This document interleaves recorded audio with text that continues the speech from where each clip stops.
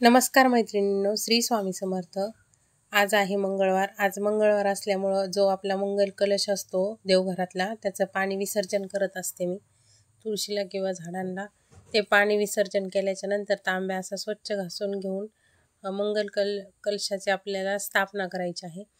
पाणी घेतलं, त्यात हळदी कुंकू अक्षदा, परत आपलं हळकुंड, खारीक वाटी, सुपारी व आपल्याकडं जे नाणं असेल, चांदीचं नाणं असेल तर चांगलंच, तसं तर मी 1 रुपयाच टाकलाय।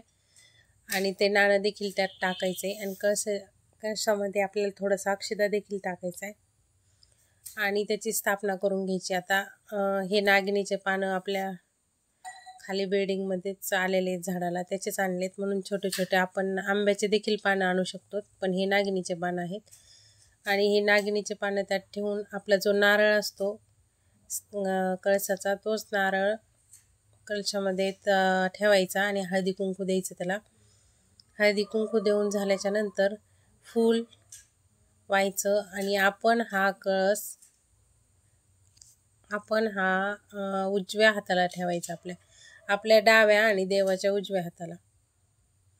हा कळस ठेवल्याने काय होतं, सुख समृद्धी आरोग्य व आपली जी कुलदैवत आहे तिच्या नावाने असतो हा कळस, आणि तो नेहमी आईच्या उजव्याच हाताला आला पाहिजे असा ठेवायचा।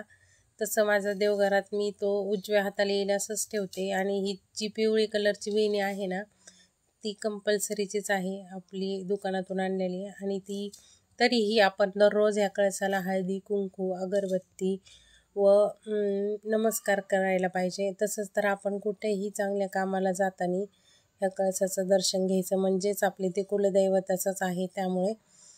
आणि याची स्थापना करून घेतली मी। एक छोटासा चौरंग आहे, त्याला धूप दीप ओळून घेतली आणि हळदी कुंकू काय झालं तर मी डोक्याला हळदी कुंकू लावलंच नाही, त्याला लावताना हळदी कुंकू लावून घेतलं। नंतर परत दर्शन घेतलं। दर्शन झाल्याच्या नंतर हे पहा, मी जे देवघराचा उजवा हात म्हणजे देवांचा उजवा आणि माझा डावा हात अशा बाजूला बसवलेला आहे। आज मंगळवार असल्यामुळं खरंच पूजा तर दररोजच प्रसन्न असते, पण आज खरंच सगळ्या देवांना पिवळे जे फूल आहेत ते शिल्लक नव्हते, सगळे व्हाईटच होते आणि सगळ्या देवांना व्हाईट वस्त्र नव्हते, पण व्हाईट फूल घातले मी, वस्त्र धुवायला टाकलेले।